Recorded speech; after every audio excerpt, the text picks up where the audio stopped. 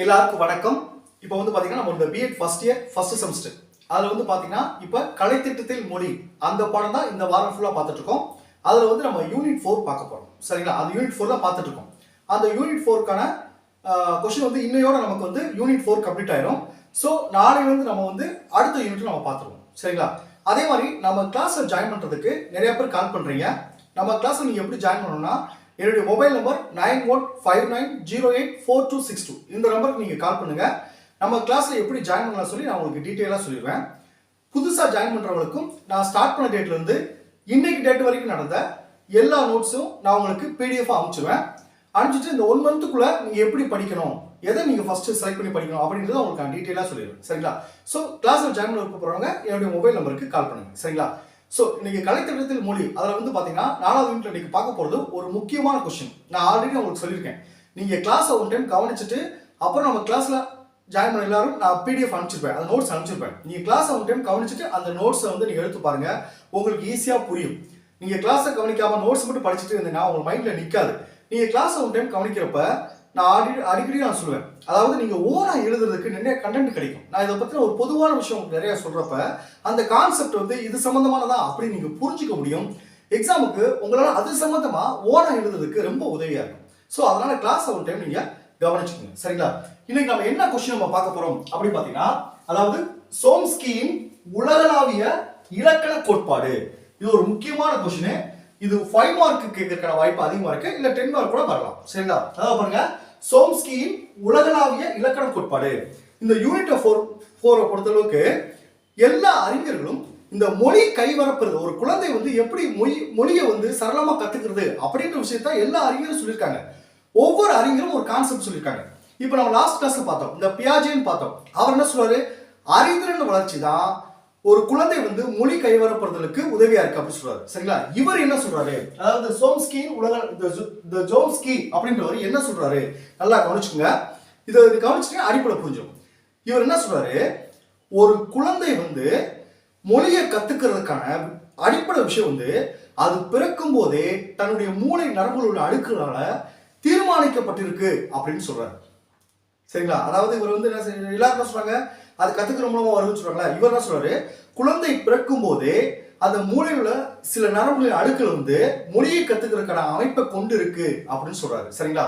ஒரு குழந்தை வந்து எந்த மொழியை கத்துக்கிறது அப்படின்றது அது சூழ்நிலையை பொறுத்தது, அது வளரும் சூழ்நிலையை பொறுத்து அந்த மொழியை கத்துக்கிறது. ஆனா அந்த மொழியை கத்துக்கிறதுக்கான அடிப்படை விஷயம் குழந்தையோட பிறவியிலே அமைஞ்சிருக்கு அப்படின்னு தான் அவர் சொல்றாரு. சரிங்களா? இதுதான் அவர் சொல்ற விஷயம். சரிங்களா? சரி, இவர் சொல்ற விஷயத்த என்னென்ன விஷயம்லாம் சொல்றாரு அப்படின்ற ஒன் டைம் நீங்க நான் சொல்லிட்டேன், உங்களுக்கு ஈஸியா புரிஞ்சிடும். ஃபர்ஸ்ட் பாருங்க, என்ன சொல்றா, நான் சொன்ன மாதிரி பாருங்க, குழந்தைகள் பிறவியிலேயே மொழி கைவர பெறும் திறன் பெற்றிருக்கு அப்படின்னு சொல்றாரு. அதான் என்ன சொல்றேன் பாத்தீங்கன்னா, மொழியை கைவர பெறுதல் உயிரியல் சொல்ற பாருங்க, உயிரியல் ரீதியாக தீர்மானிக்கப்பட்டதாகும். உயிர் ரீதியாகவே அவர் அமைப்பு தீர்மானிக்கப்பட்டிருக்கு அப்படின்னு சொல்றாரு. அந்த குழந்தை எங்க வேணாலும் பிறக்கலாம், வேற மாநிலத்தில் பிறக்கலாம், வேற நாட்டில் பிறக்கலாம், எங்க வேணாலும் பிறக்கலாம். ஆனா என்னது, அந்த குழந்தைகளுக்கு மொழியை கத்துக்கிற அடிப்படை விஷயம் அதுகிட்ட இருக்கு. அந்த என்ன மொழியை கத்துக்கிறன்றது அந்த சூழ்நிலையை பொறுத்து அப்படின்னு அவர் சொல்றாரு. சரிங்களா? இவரு இந்த விஷயம்லாம் சொல்லிட்டு அடுத்து என்ன சொல்றாருன்னா, இந்த மொழியை கையப்படுத்தும் சாதனம் அப்படின்றத இந்த சோம்ஸ்கி எதை குறிப்பிடுறாரு அப்படின்றத பார்க்க போறோம். அடுத்து பொது இலக்கண கோட்பாடு. பொது இலக்கண கோட்பாடுல ஒரு 8 முக்கியமான விஷயம் இருக்காரு சொல்லியிருக்காரு. அது என்னன்னு இப்ப பார்க்க போறோம். சரிங்களா? இப்ப நான் ஒன் டைம் சொல்றப்ப கவனிச்சுக்கோங்க. ஃபர்ஸ்ட் பாருங்க, சோம்ஸ்கியின் உலகளாவிய இலக்கண கோட்பாடு. ஃபர்ஸ்ட் பாருங்க, சோம்ஸ்கியின் படைப்பு குழந்தைகளிடம் பிறவியிலேயே மொழி கைவரப்பெறும் திறன் அமைந்திருப்பதை பற்றி விவாதிக்கிறது. நான் சொன்னதுதான்.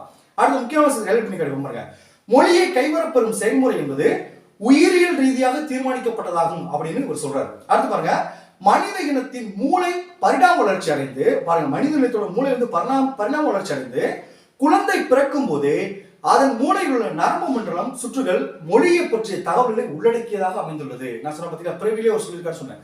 அடுத்து பாருங்க, மொழியை கையகப்படுத்தும் சாதனம். எப்படி இவருக்கு அந்த மொழியோட கையகப்படுத்தும் சாதனம்னா, குழந்தை தன்னை சுற்றியுள்ள பேசுறவர்கள் என்ன வார்த்தை பேசுறாங்க, தன்னுடைய சுற்றியுள்ள சூழல் என்ன, அதை வச்சுதான் கத்துக்கணும்னு சொல்றாரு. அதான் பாருங்க, குழந்தையிடம் முன்கூட்டியே அமைந்துள்ள மொழியை கற்கும் இயல்பான திறன்.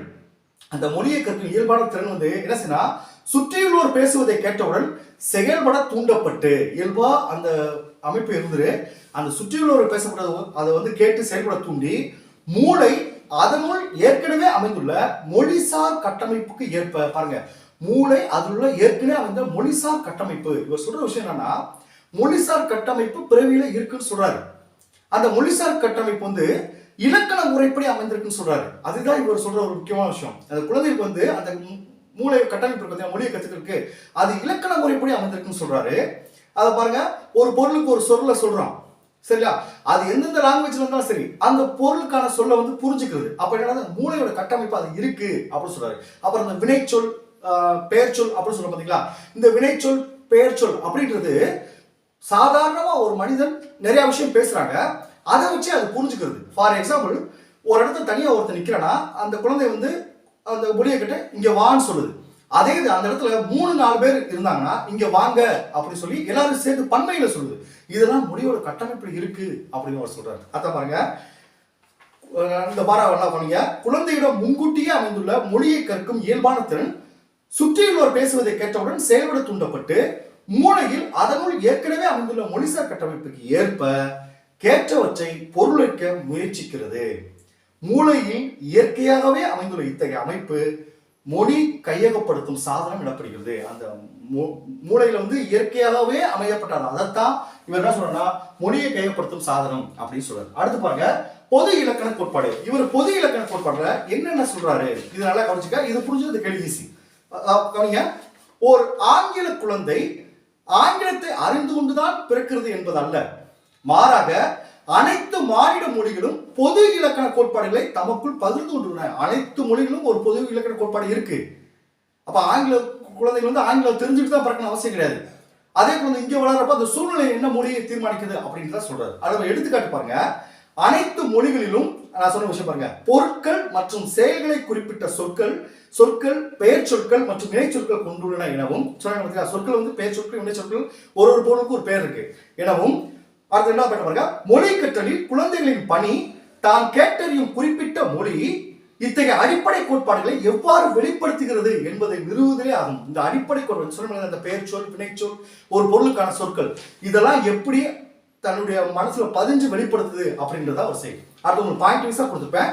அதுல முதல் பாயிண்ட் பாருங்க, ஜோம்ஸ்கி உலகளாவிய பொது இலக்கணம் என்பதை நம்பிக்கை கொண்டிருந்தார். இவர் வந்து பொதுவா எல்லா மொழிகளும் குழந்தை கத்துக்க முடியும் அப்படின்னு சொல்லிட்டாரு.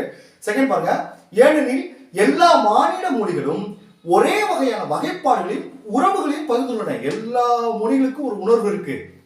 நம்ம வருத்தப்பட்டு தெரிவிக்கிற வார்த்தை வேற மொழியில அந்த வார்த்தைகள் மாறுமே தவிர உணர்வு ஒண்ணுதான் அப்படின்னு அவர் சொல்றாரு. மூணாவது பாருங்க, இவை குழந்தைகளிடம் பிறவியிலேயே அமைந்து அவர் பிறவிலே அமைந்து காணப்படுவதாக கூறுகிறார் அப்படின்னு சொல்றாங்க. நாலாவது பாருங்க, மொழியின் மூலம் தகவல் தொடர்பு கொள்ள பேசுபவர்கள் பல மொழிகளில், அதாவது கிடைத்திருக்கக்கூடிய பல மொழிகளை பயன்படுத்துகின்றனர். அடுத்து முக்கியமான சில பாடலை கொடுத்துருப்பாங்க, இதை கவனிச்சுங்க.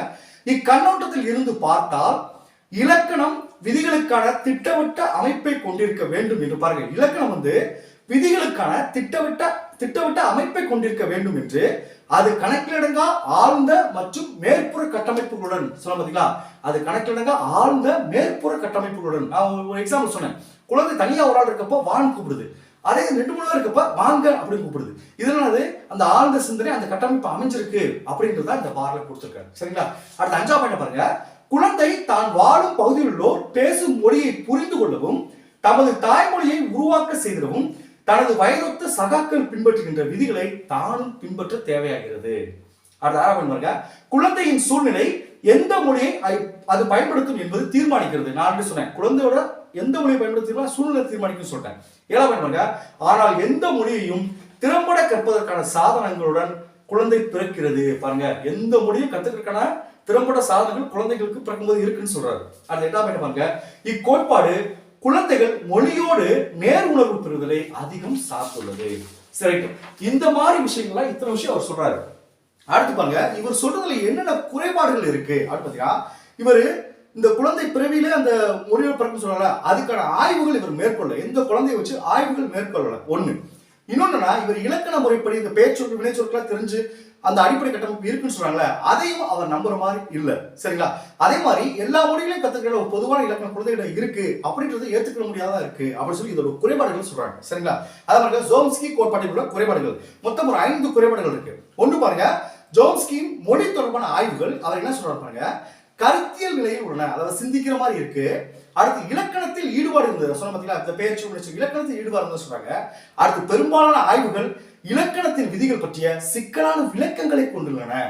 ஆனால் குழந்தைகளை வைத்த ஆய்வு எதையும் இவர் மேற்கொள்ளவில்லை. இதான் ஒரு முக்கியமான குறைபாடு.